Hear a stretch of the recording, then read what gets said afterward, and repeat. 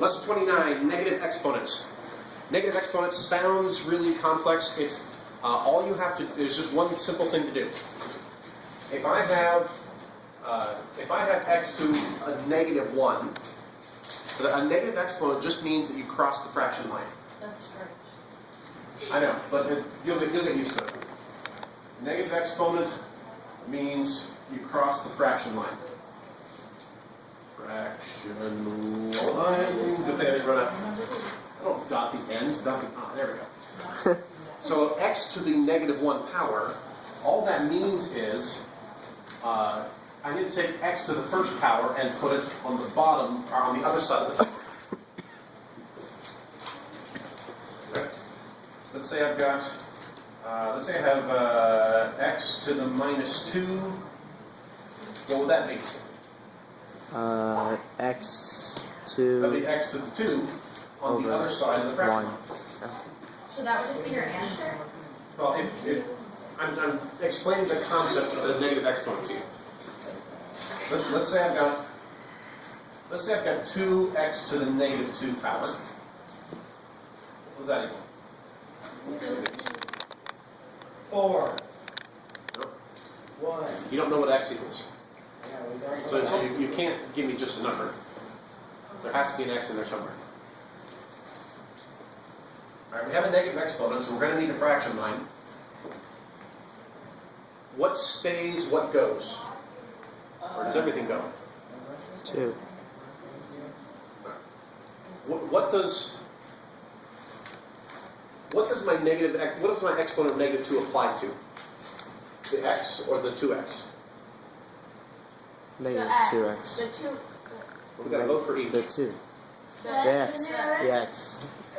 X or 2x? X. Okay, we got 3 votes. Yes. I don't know. So vote X off. Remember that little rule that I showed? Yes, got it. Remember that little rule I showed you? How do you know what the exponent applies to? Not a run. Put your writing utensil on the exponent and start drawing a line down to the left. The first thing you hit Actually, I do remember that. is what the exponent applies to. You don't actually have to draw it. I hit the x, so the x is what it applies to, not the 2. If I had wanted it to be, if I had wanted the -2 to apply to the 2x, what would I have to do? Parentheses. Yes, thank you. The one person who's paying attention right now. Yeah. I sure hope the rest of you are being productive. Yep. If I wanted to have the 2x be to the -2 power, I'd have to put parentheses around it. That's not what I have right now. I have 2x to the -2. So what is it that... Let's deal with that negative exponent. Let's make it a positive exponent. So 2 over x to the x squared. Yeah, the x is the only thing that I'm raising to the -2 power, and I can make it x to the +2 just by moving this to the other side of the fraction line. Now the 2 was not being raised to that power, so the 2 stays where it is. Let's do a couple of easy examples here. 3 to the -2 power.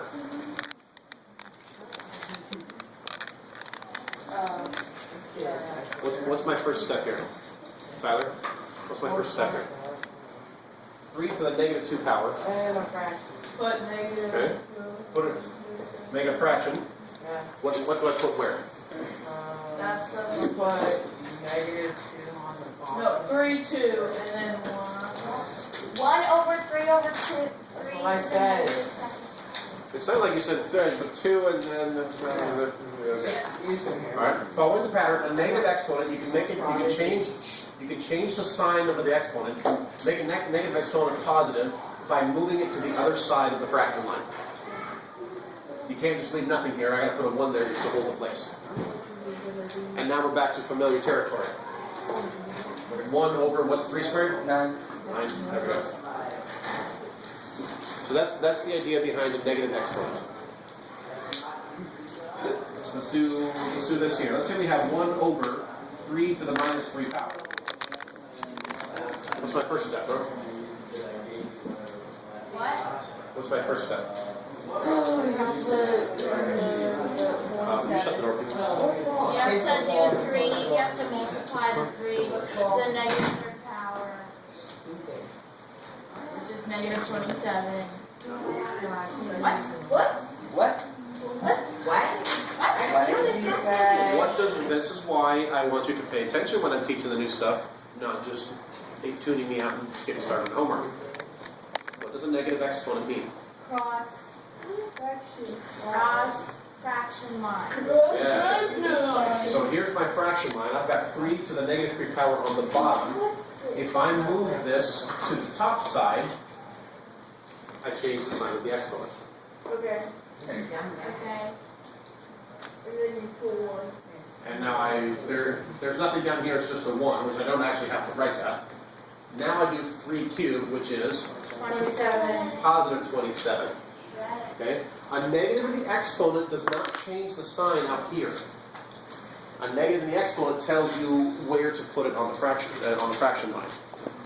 If you have something to a negative exponent, whatever side of the fraction line it's on, if you move that to the other side of the fraction line, then that changes your negative exponent into a positive exponent. And so that's usually one of the first things you want to do is get rid of your negative exponents. What's my first step here? See. You have to put it over, right? Or you have to You're going to need a fraction line. Yeah, then you have to flip or make it 1 over. Yeah, 1 over 3. Negative 3. You just write that. 3 and 2. I don't know. Yeah. Like that? Yeah. Nope. You keep the negative sign. Keep the negative, like that? No, even in the thing on top.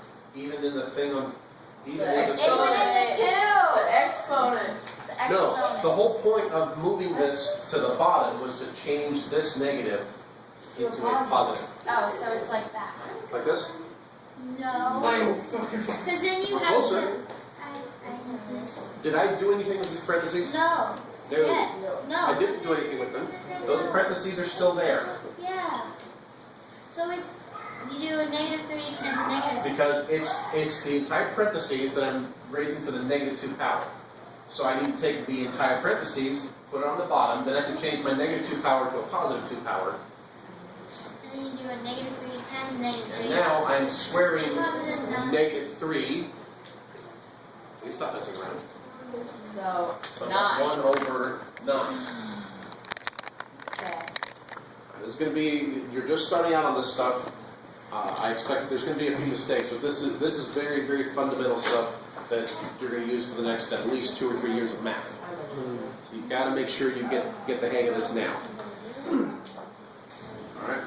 Now let's do this. Let's do the same thing with letters. No. Because this is algebra class. No. Stop it. I don't leave that much there. The table's not back here. Red. What's wrong? Okay. Let's do the same thing with letters. Let's say we want to simplify. Stop talking. X to the 4th, m squared, x to the minus 2, m to the minus 5.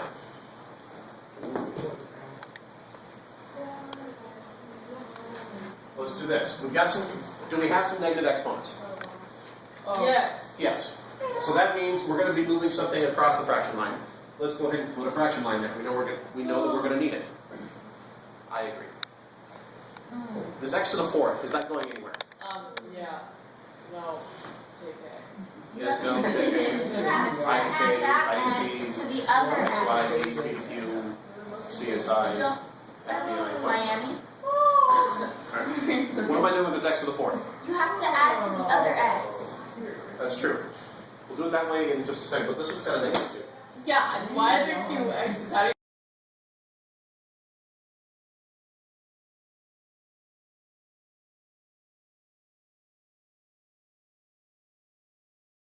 Do you mind?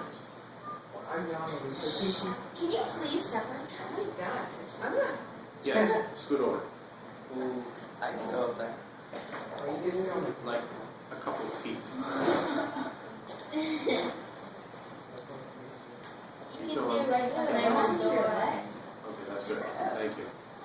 Alright, this is x to the 4th. Let's leave this one alone. m squared. Anything special or weird about that? No. No. Is this weird as having a pencil hanging from your lip? Yep. Okay. M squared, let's leave that one alone. Here's x to the minus 2. Dude. And this is our new lesson. Negative exponent, I can make that a positive if I cross the fraction line. So if I put this x squared, if I put this, move this to the bottom, if I move it across the fraction line, instead of x to the minus 2, I get x to the positive 2. Right. M to the minus 5, let's do the same thing with that one. Let's put that one on the bottom, so it's m to the positive 5.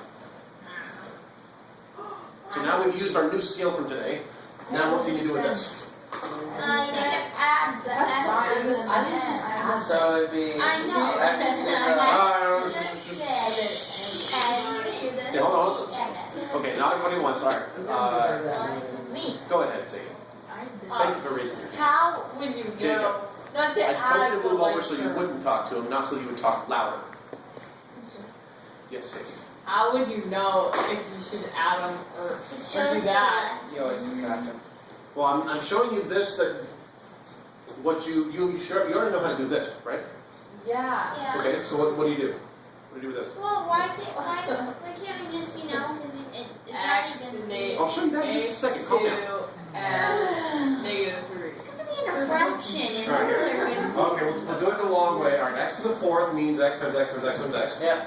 M squared is m times n. X on the bottom, x squared is x. X squared. I remember this. That was horrible. All right, now what? Cancel, cancel, Oh, cancel, Yeah. cancel. What's left? X X squared over m to the 3rd. It's just the same as adding, is it not? What do you mean? Well, like there's a positive x to the 4th and x to the negative 2, Yes. and then you can just add them and it's That's already right. That's what's on page 122. Excellent Okay, if job. you would have done that first, I would have got it. Yeah. Okay, well, Same. Not wrong.